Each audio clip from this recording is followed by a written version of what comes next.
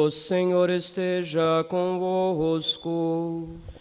Ele está no meio de nós. Proclamação do Evangelho de Jesus Cristo segundo Lucas. Glória a vós, Senhor.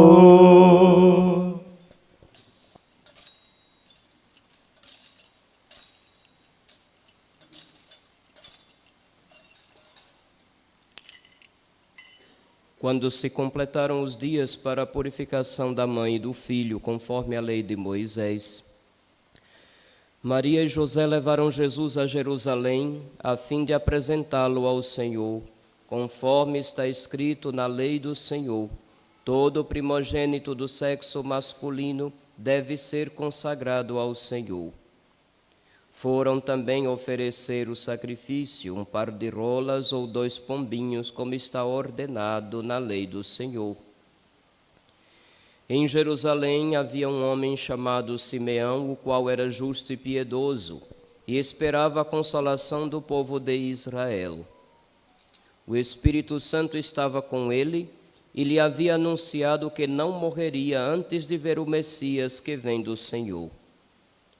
Movido pelo Espírito, Simeão veio ao templo.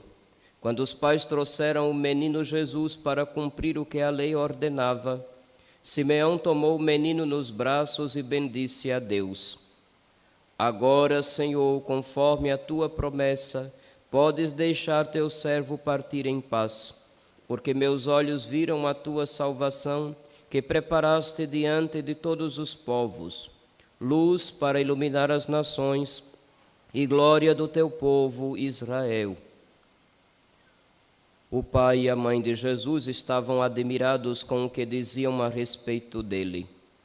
Simeão os abençoou e disse a Maria, a mãe de Jesus: Este menino vai ser causa tanto de queda como de reerguimento para muitos em Israel. Ele será um sinal de contradição. Assim serão revelados os pensamentos de muitos corações. Quanto a ti, uma espada te traspassará a alma.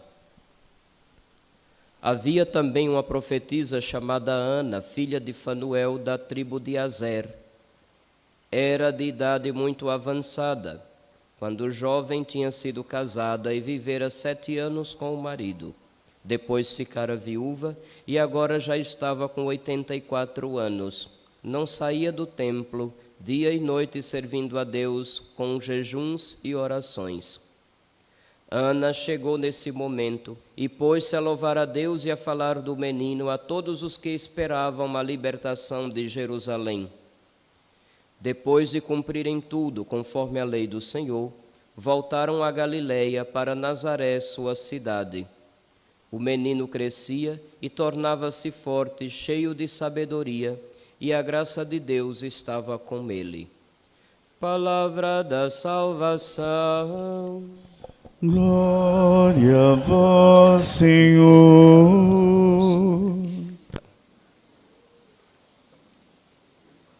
Filhos, neste 2 de fevereiro, celebramos a festa da apresentação do Senhor, uma festa que no passado era conhecida como festa da purificação de Nossa Senhora.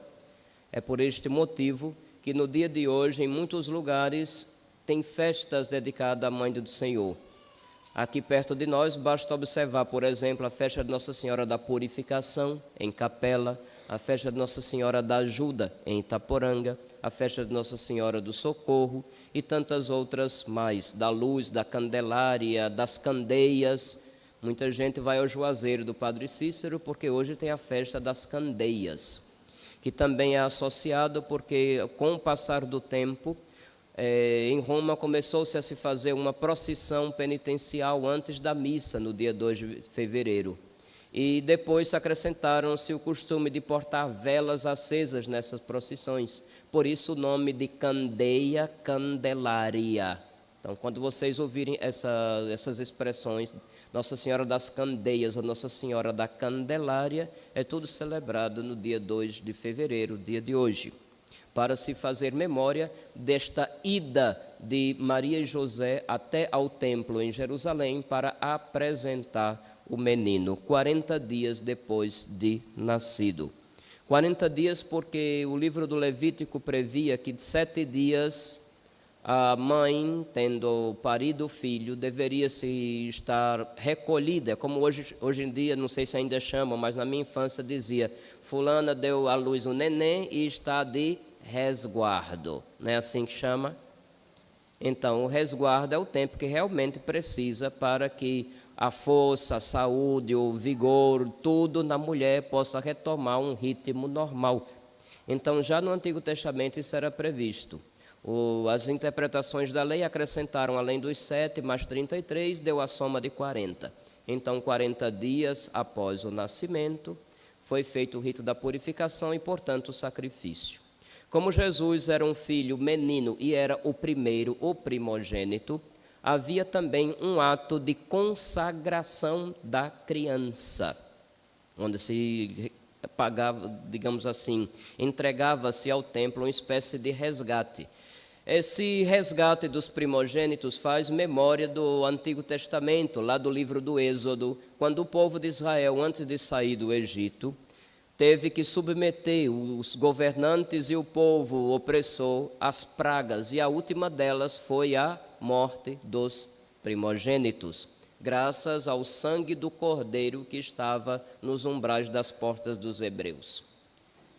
Jesus é o primogênito por excelência, porque se no tempo de Abraão Deus rejeitou o sacrifício humano e apresentou um cordeiro que Abraão sacrificou, quando Cristo vem, também o sacrifício dos cordeiros será cancelado definitivamente, porque o Cordeiro de Deus que tira o pecado do mundo já estava ali para ofertar o único e necessário sacrifício que nos garante a salvação, que nos garante o céu.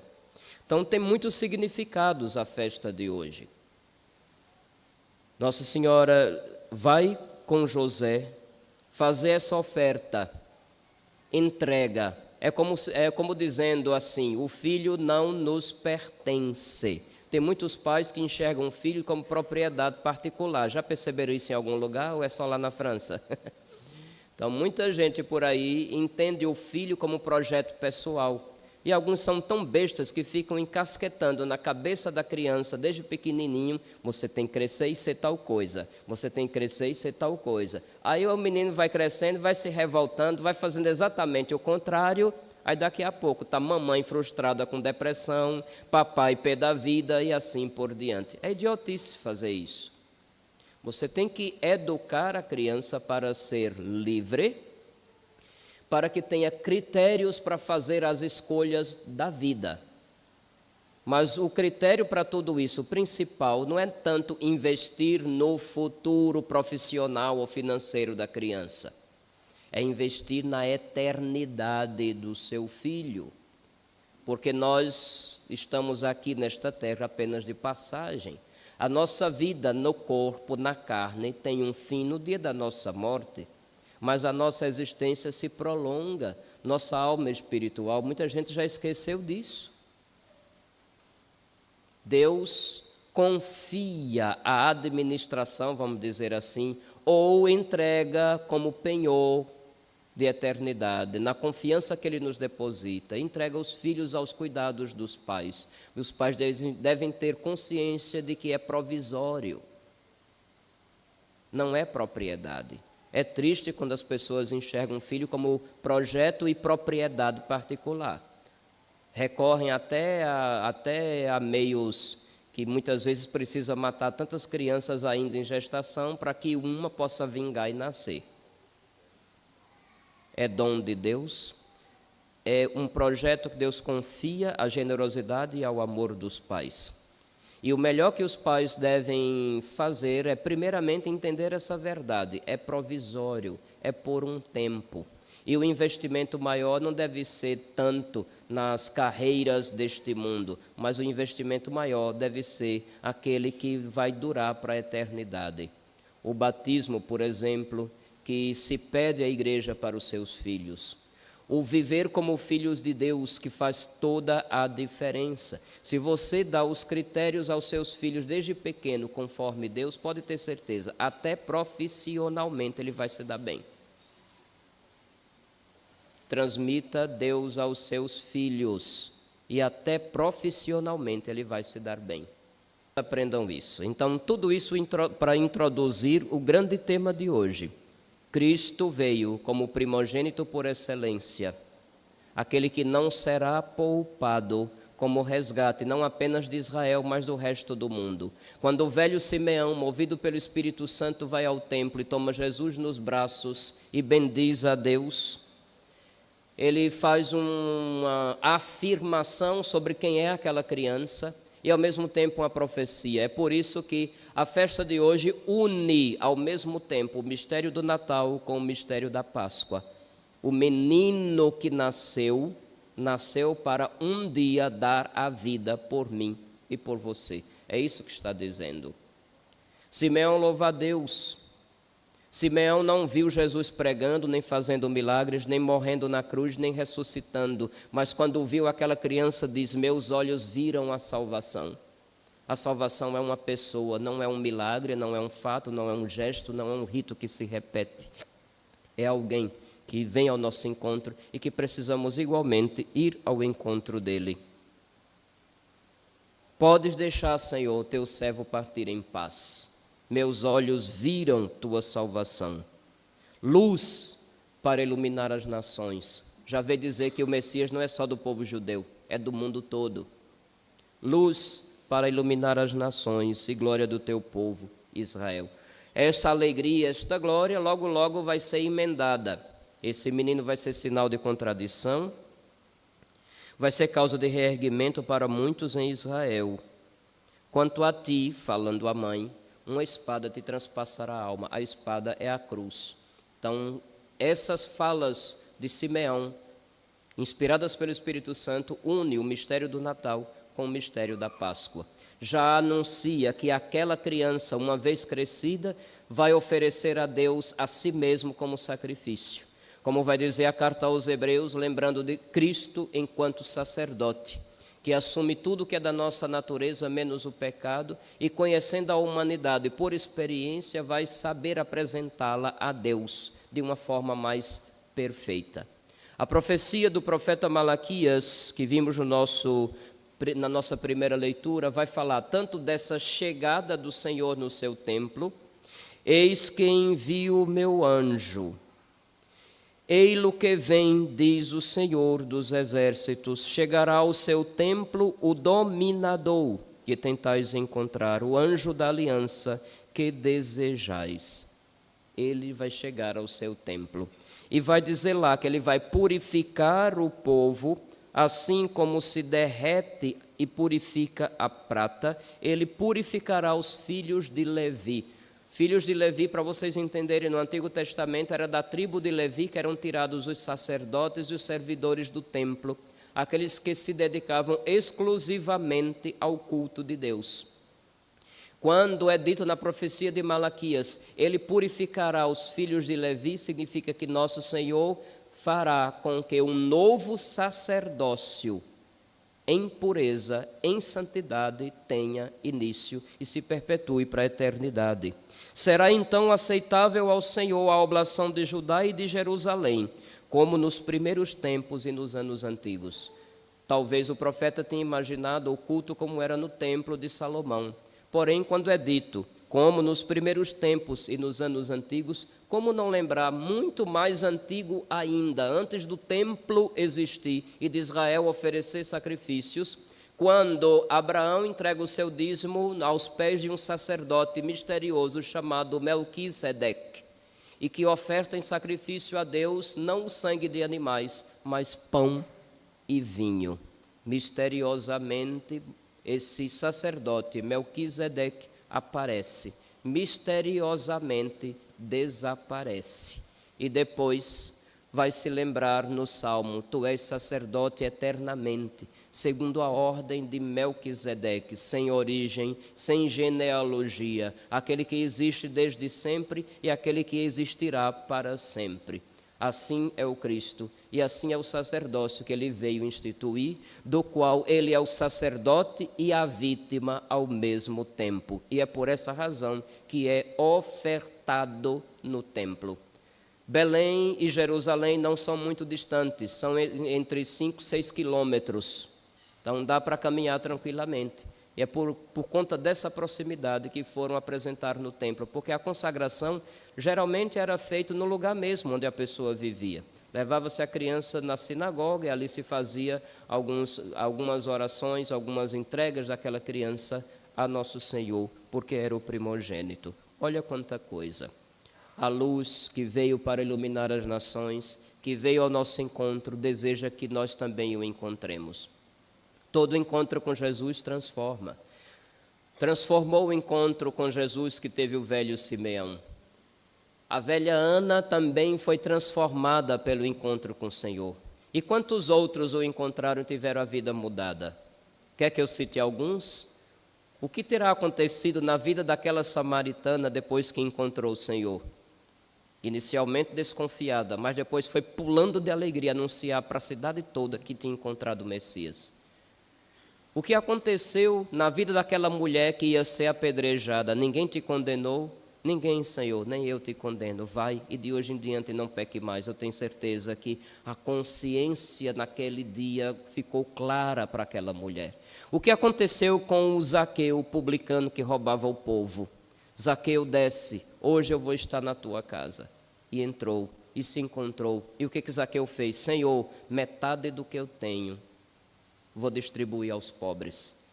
E se roubei alguém, vou devolver com juros. Hoje a salvação entrou nessa casa. Aquele homem foi transformado. O que aconteceu com cada um dos apóstolos? O que aconteceu com Saulo no caminho de Damasco? Fulminantemente ele encontra o Senhor. Precisa mudar todos os seus planos, inclusive o próprio nome. De Saulo, que era, mudou para Paulo, porque se achou tão pequeno para a graça tão grande que nosso Senhor tinha dado. Sempre, meus filhos, o encontro com o Senhor transforma. A luz que veio para iluminar as nações, aquele que foi levado ao templo como oferta, aquele que veio como cordeiro que tira o pecado do mundo, aquele que será o sacerdote que vai instituir um novo culto que nos deixa em contato direto com Deus, nos introduz no santuário, nos introduz definitivamente na presença de Deus, quer participar da minha vida e da tua vida, palpavelmente, não apenas quando você vem à missa na igreja. É isso que nosso Senhor deseja fazer conosco. Não tenha medo do encontro com Ele, peça a graça. E como é que a gente sabe, padre? Eu preciso me arrepiar? Não. Eu preciso chorar? Não. Eu preciso ter visões maravilhosas? Não. Eu preciso cair? Não. Não precisa acontecer nada disso. Infelizmente, por conta de alguns movimentos hoje em dia, as pessoas começaram a dizer que quem não se arrepia, quem não tem sensações, quem não cai, quem não passa por isso e aquilo, não encontrou Jesus. Ah, pelo amor de Deus, vai catar coquinho, não é?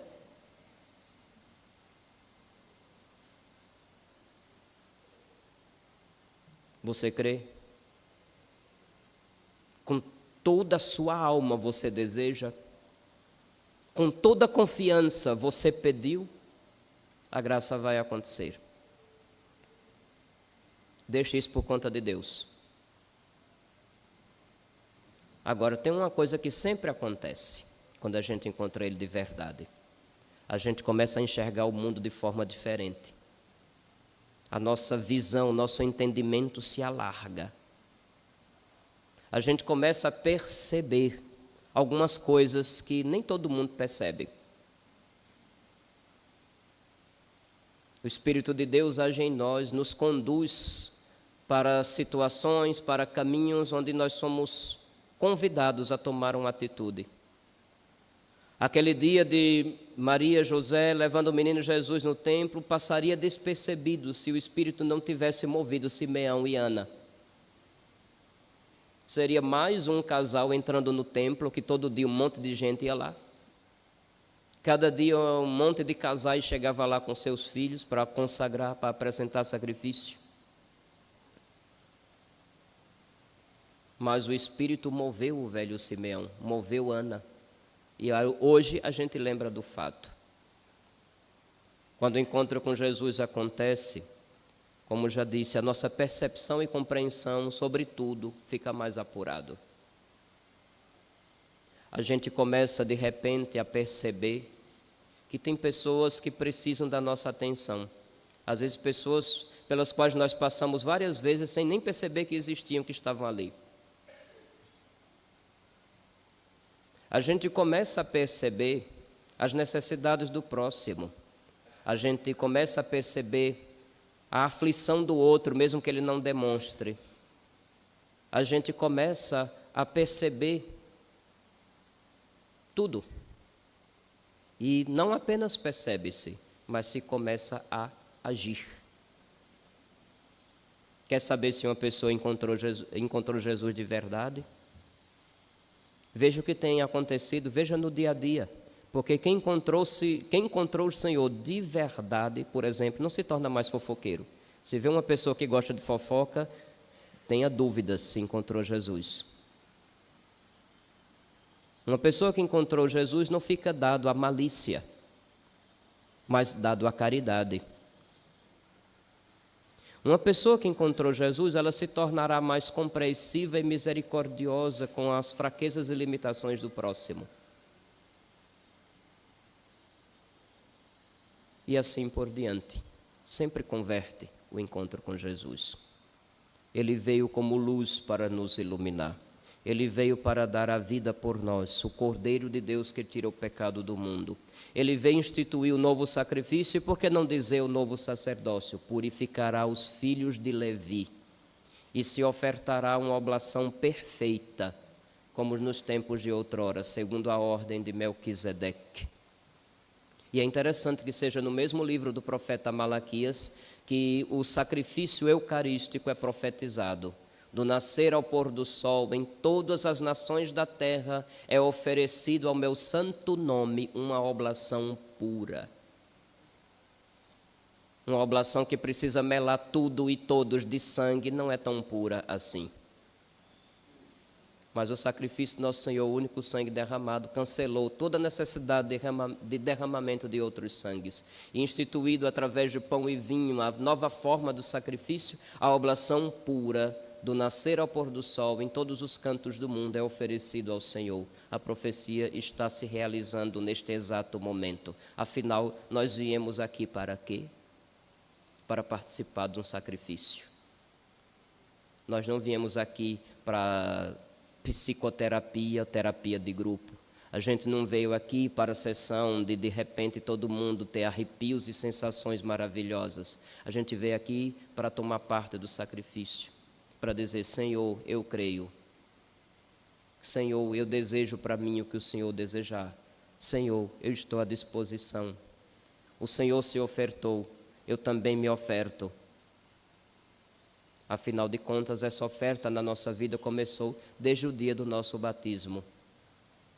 É um dia para recordar também essa entrega, que na nossa igreja ainda há o costume dos pais, tendo a fé em Jesus Cristo, desejando a graça de Deus para os seus filhos, o quanto mais cedo trazem as suas crianças para ser batizadas. E por falar nisso, você lembra o seu batismo, quando foi? Eu digo isso porque hoje, dia 2 de fevereiro, eu completo, 2 de fevereiro de 2025, eu completo 50 anos que fui batizado. Fui batizado no dia 2 de fevereiro de 75, na Catedral de Nossa Senhora de Fátima, em Paulo Afonso, na Bahia, minha terra. E você? Você foi apresentado. Alguns, além de terem sido trazidos para o batismo, ainda foram consagrados. Até hoje, muitos pais ainda pedem a consagração a Nossa Senhora, como ela ofertou o Filho Jesus no templo, que também apresente a Deus o recém-batizado. Porque não nos pertencemos, pertencemos a Ele. E se não levarmos isso a sério, nós vamos ficar rodando, sem ir para direção nenhuma e nos perdemos nas preocupações deste mundo. peçamos a graça, uma vez que já fomos apresentados, uma vez que já sabemos que não nos pertencemos mais ao Senhor, para também agora, com toda a consciência de colocar-se diante dele e dizer: estou aqui, conte comigo. Vim, Senhor, ao seu encontro, não me despreze. Seja a prece do nosso coração. E não esqueça, o encontro com o Senhor sempre transforma, mas transforma do jeito de Deus, não do jeito que eu estou imaginando. Que esta graça do encontro com Ele ocorra o quanto antes na nossa vida, para que o povo de Deus colha logo os frutos desses encontros, para que o mundo de novo seja iluminado, já que Ele é luz, nos iluminou e nos tornou também nós iluminadores. Seja essa a nossa missão a partir de hoje. Louvado seja nosso Senhor Jesus Cristo.